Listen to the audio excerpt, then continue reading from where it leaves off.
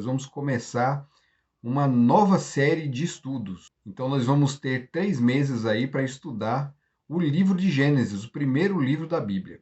Embora ele seja o primeiro livro da Bíblia, ele não foi o primeiro livro a ser escrito. Então, os estudiosos, os teólogos, eles entendem que o primeiro livro da Bíblia que foi escrito é o livro de Jó.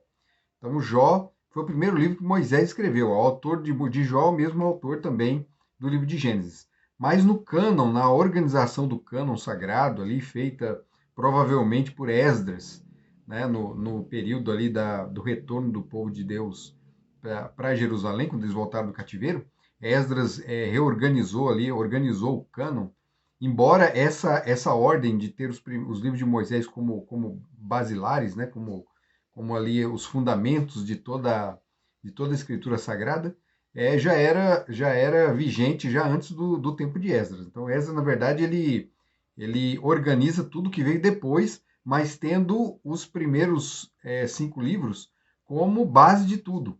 Então, a base de tudo, de toda a palavra de Deus, de toda a escritura, os 5 livros escritos por Moisés. Muita gente pode pensar assim, mas você fala muito de Moisés, né? A gente tem que falar de Jesus. Então aqui não é a questão de substituir, de trocar um pelo outro. Nós estamos falando de interpretação das Escrituras Sagradas, de como entender a palavra de Deus. E a palavra de Deus, de uma forma geral, ela aponta sempre para Cristo. Então não tem problema nenhum falar que os livros de Moisés são os livros basilares. Eu não estou querendo dizer que Moisés é o basilar, que Moisés é a base. Né? A base de tudo é Cristo. Né? Tudo aponta para Cristo, tudo aponta para Deus, para o plano da redenção, para o plano da salvação. Moisés ele vai falar de Cristo lá no Gênesis, vai falar no Êxodo, vai falar de Cristo em Levítico, Deuteronômio, em Números. E muita gente, na verdade, perde isso justamente porque não gostam de ler o livro de Números, o livro de Deuteronômio, né? Pulam tudo ali, pulam as genealogias todas, depois se você entender nada do que a palavra de Deus ensina, ou acaba entendendo de um jeito errado, porque na verdade desrespeitou a ordem das coisas, né? Como é que a gente estuda uma coisa sem procurar primeiro saber o início de tudo? Então tá aí, o Gênesis ele está aí para isso. O Gênesis é o princípio de tudo. O Gênesis vai falar sobre a criação, vai falar sobre a queda, e com a queda surge a necessidade de um resgatador, de alguém que venha resgatar, venha salvar a humanidade e restabelecer a criação. Restabelecer, fazer com que tudo volte a ser como era antes da queda. Então, primeiro, nós temos um vislumbre do mundo criado, que saiu das mãos de Deus, que é o que nós vamos falar hoje aqui, e depois nós vamos ver o plano de Deus em salvar a humanidade. Então, vamos lá. A lição desse trimestre é Gênesis, e o primeiro tópico da lição é a criação. Então, nós vamos falar aqui, eu vou procurar resumir.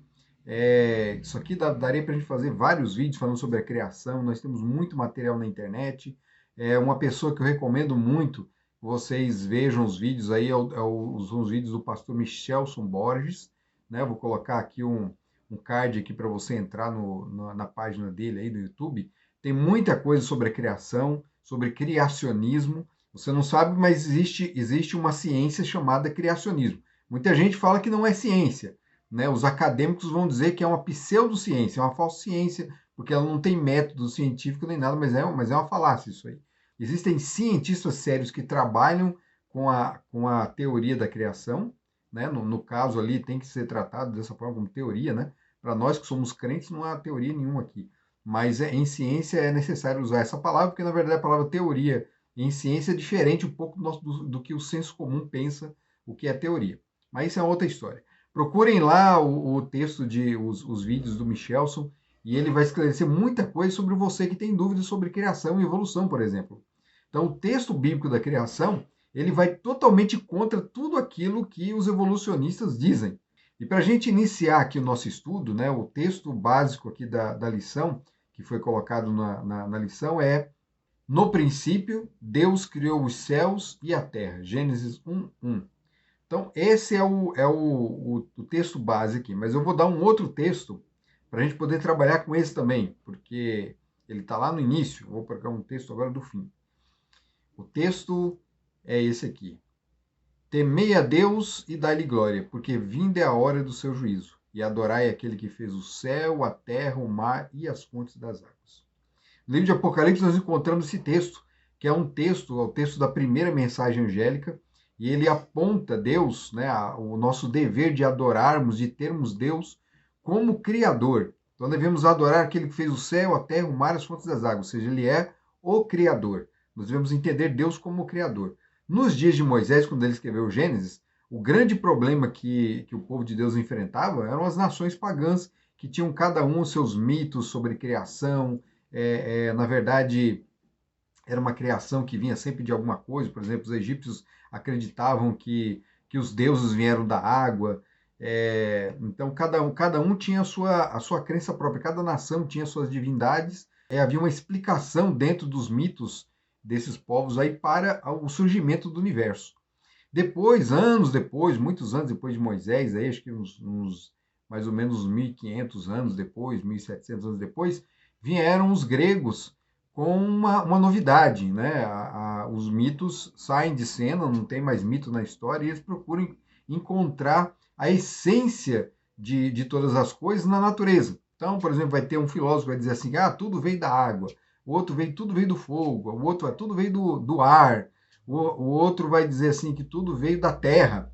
E vai ter um que vai dizer que tudo veio da terra, do fogo, do ar e da água, né? Os quatro elementos, né? Você já deve ter cansado de ouvir isso aí em séries, em tudo quanto é lugar, eles colocam esse negócio de quatro elementos. E alguns até, para espiritualizar a coisa, coloca, às vezes, Deus como sendo o quinto elemento aí nessa história toda.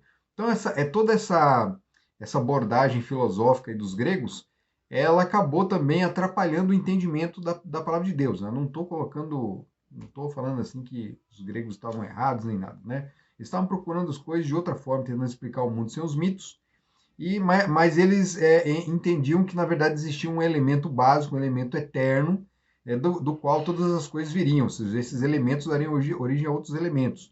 Isso ajudou a ciência depois, porque a ciência vai acabar descobrindo que existem realmente elementos básicos ali.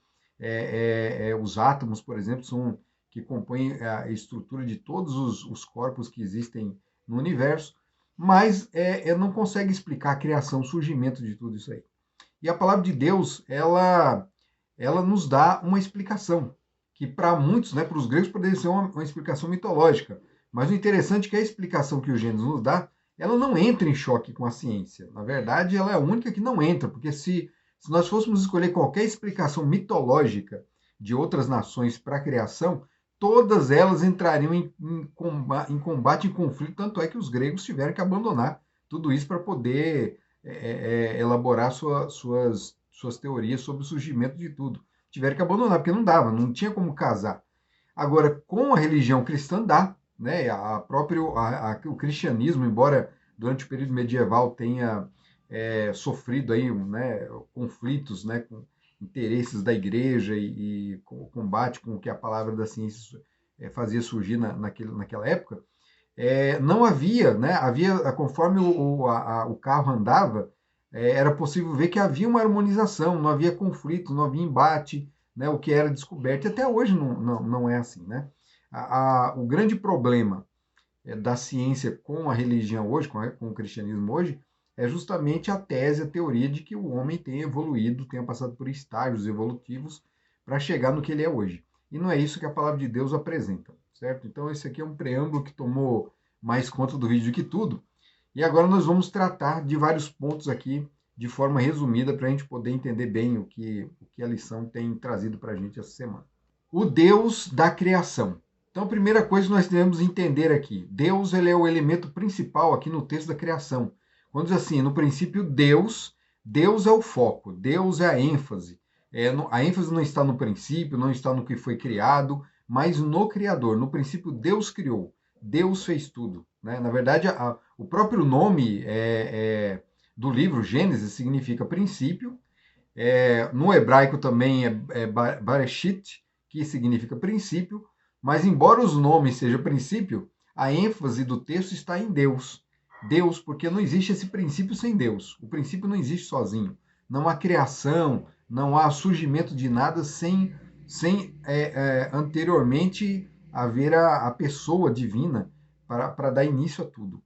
E essa pessoa divina nada mais é do que o nosso Deus Pai, o Deus Filho e o Deus Espírito Santo. Nós encontramos no texto já essas expressões, né? Por exemplo, quando Deus cria o homem, ele fala assim, façamos o homem, ou seja, ele não está fazendo sozinho. Ele jamais ia falar façamos se estivesse fazendo sozinho. Sozinho ele diria assim, farei o homem. Não, mas ele diz assim, façamos o homem à nossa imagem.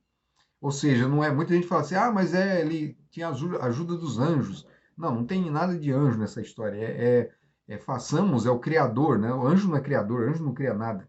Então tinha que ser alguém igual a ele. Então nós encontramos, e no próprio nome Elohim, que é um plural do divino, né? Chamado, alguns falam de plural majestático, um termo que, se fosse traduzido ao pé da letra, seriam deuses. Então aqui a gente já tem uma ideia de que Deus não estava sozinho no próprio nome que é usado aqui na criação. E nós temos também a pessoa do Espírito Santo que paira sobre a superfície das águas no texto. Então nós temos Deus, nós temos o Espírito Santo e Cristo, né? Na verdade, existe um vídeo aqui que eu fiz falando sobre a palavra princípio, e Paulo ele vai pegar essa palavra princípio aqui, e lá em Filipenses ele vai trabalhar a palavra princípio com todos os seus significados e aplicar essa palavra ao próprio Cristo.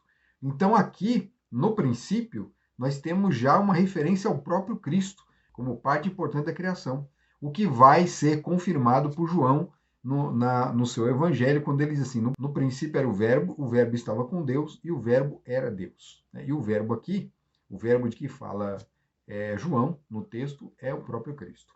Próximo tópico, a criação. A lição ela chama a nossa atenção aqui para uma expressão muito importante que aparece no texto.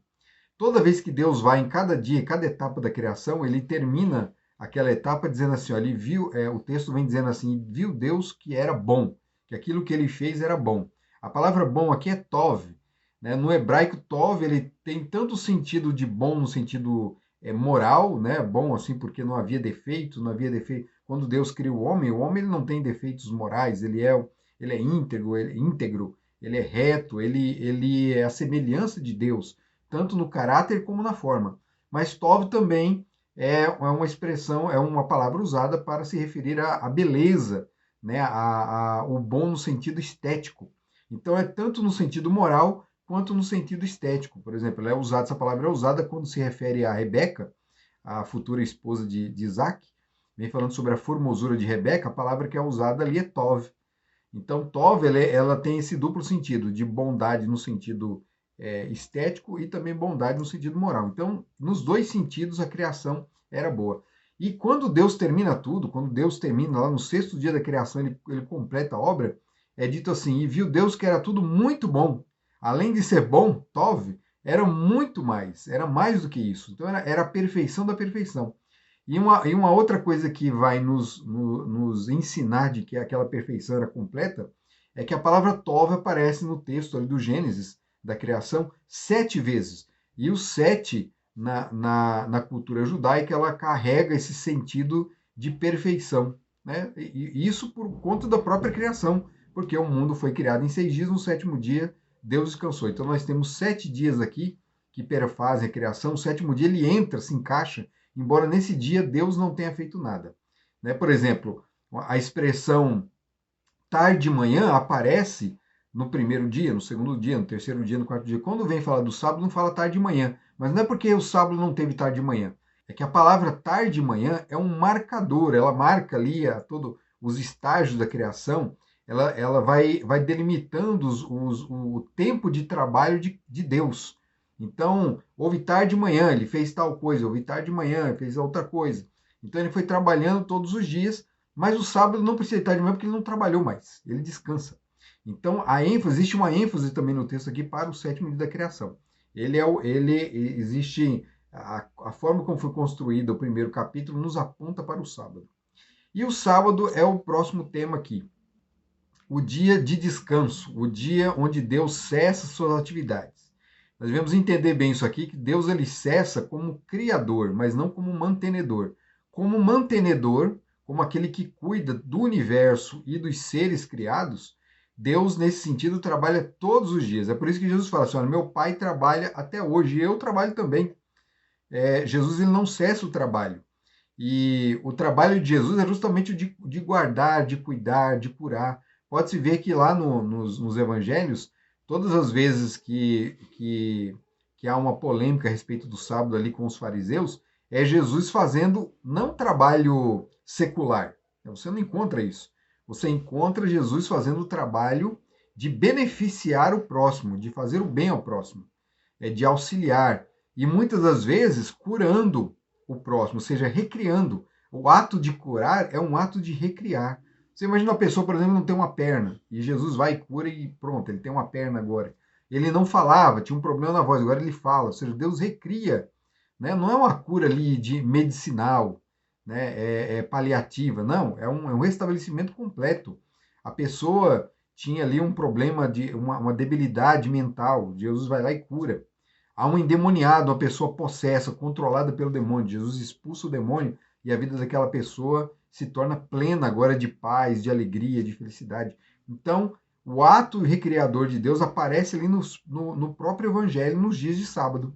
Né? É o que Deus cultuava, né? Aparece Jesus cultuando, porque ele tinha o costume de ir às sinagogas. Inclusive, numa das passagens, ele lê o livro de Isaías numa sinagoga. E as outras passagens é dele curando pessoas. Então você nunca vai encontrar Jesus na marcenaria e os fariseus lá, mas o que você está fazendo? Tá construindo aí uma coisa aí no dia de sábado? Não pode. Né? Não encontra isso, não. Jesus não trabalhava no sábado. O trabalho secular não era feito por Jesus. Jesus foi bem claro. Né? Ele veio para confirmar a lei. Né? Lá em Mateus capítulo 5, 17, fala assim, eu não vim revogar a lei, mas cumprir. Ele veio cumprir toda a lei de Deus. Criação da humanidade. Quando Deus fez o homem, ele fez o homem à sua imagem e semelhança. Nós temos a palavra tselem, que significa imagem, né? Ou seja, a imagem física de Deus. Né? O homem carrega na sua forma física essa semelhança com Deus. Então, não adianta querer ficar tentando imaginar assim, mas Deus, a cor do cabelo de Deus é tal, a cor de Deus é tal. Né? Não dá para chegar nisso aí. O ser humano ele carrega na sua estrutura, sua forma humanoide, a forma de Deus. Né? Então isso aqui é um assunto assim que não dá para ficar discutindo porque a nossa mente não consegue alcançar. Mas nós temos uma outra palavra, além de selem, nós temos a palavra demut, que é semelhança. Né? Nós temos então a palavra selem, que é imagem física, e nós temos demut, que é a semelhança no caráter. Uma se refere às características concretas do corpo físico do homem, e a outra às características morais. Então, o homem carregava essa semelhança, imagem de Deus, tanto no sentido físico quanto no sentido moral. O homem ele saiu das mãos de Deus perfeito. É por isso que Jesus, lá na frente, é chamado por Paulo de o segundo Adão, porque Jesus também carregava a imagem de Deus, embora sobre os efeitos do pecado, porque Jesus nasce como um judeu comum, né, com fraquezas, com cansaço físico e tudo mais, coisa que Adão, na sua perfeição, quando saiu da mão de Deus, não tinha. Mas Jesus ele tem a perfeição moral, porque ele nasce sem pecado. Assim como Adão foi feito sem pecado, Jesus nasce sem pecado. E também a imagem e semelhança de Deus. Então Jesus ele é o nosso segundo Adão. Então, por conta de um Adão que entrou o pecado no mundo, nós herdamos o pecado por conta desse Adão, o Adão lá da criação, do Gênesis, nós temos agora a salvação pelas mãos, né, pelo trabalho do Criador, pela morte de Jesus Cristo na cruz do Calvário, que morre no nosso lugar como nosso Salvador pessoal. Por esse segundo Adão nós temos a salvação. O dever da humanidade. Quando o homem saiu das mãos de Deus, o dever dele era de cuidar do jardim. Né? Ele tinha 3 coisas ali, 3 presentes que ele recebeu. O jardim do Éden. No jardim do Éden deveria fazer o quê? Trabalhar. Esse trabalho de Adão não era penoso. Tanto é que quando ele cai, Deus fala assim, olha, agora com o suor do teu rosto, você vai comer do teu pão. Ou seja, o trabalho agora ia ser uma coisa penosa. E, embora penoso, é um bem para a humanidade, porque se o homem não trabalha, ele não tem como sobreviver, não tem como desenvolver suas faculdades. Quando você trabalha, você desenvolve faculdades mentais, físicas, né? Você cria coisas que vai ajudar a humanidade, vai ajudar o próximo. Então, o trabalho é muito importante, necessário, e o homem que não trabalha, ele não é digno de comer o seu pão. Então, o homem tem que trabalhar. Só que o trabalho de Adão não era penoso assim. Era um trabalho agradabilíssimo, trabalhar no Éden, mas era um trabalho na atividade. Tinha as mesmas funções. desenvolver a sua mente, desenvolver o seu corpo, né? Embora Adão tenha saído perfeito das mãos de Deus, não quer dizer que não havia mais chance para crescimento, não havia mais para onde ele expandir. Ele tanto poderia crescer intelectualmente quanto desenvolver fisicamente. E o outro presente de Adão foi o alimento. Deus deu para ele todas as coisas. No jardim ele podia comer de todas as coisas, todos os frutos, ou seja, tudo que havia no jardim. Nós temos essa bênção também, nós podemos comer de tudo que há na natureza, tudo que Deus plantou, as frutas, né? Nós temos muitas coisas aí. Só que hoje a coisa é um pouco mais limitada. E Adão também tinha uma limitação. Deus falou assim: olha, você pode comer de tudo. Você, a sua esposa, Eva, mas do fruto do conhecimento do bem e do mal, você não deve comer. Fica longe dessa árvore. Essa árvore é minha. Ela é minha, não toca nela. Então, eles não deveriam comer, não deveriam desejar comer, não deveriam nem se aproximar dessa árvore aí. Era bom ficar longe ali para não correr esse risco.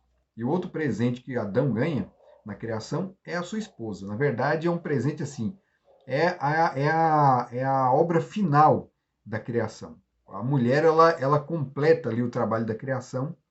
E é interessante que muita gente fala assim, mas o texto é muito machista, que a mulher foi colocada como uma ajudadora e tal, não sei o quê, mas isso é uma má compreensão muito grande do texto.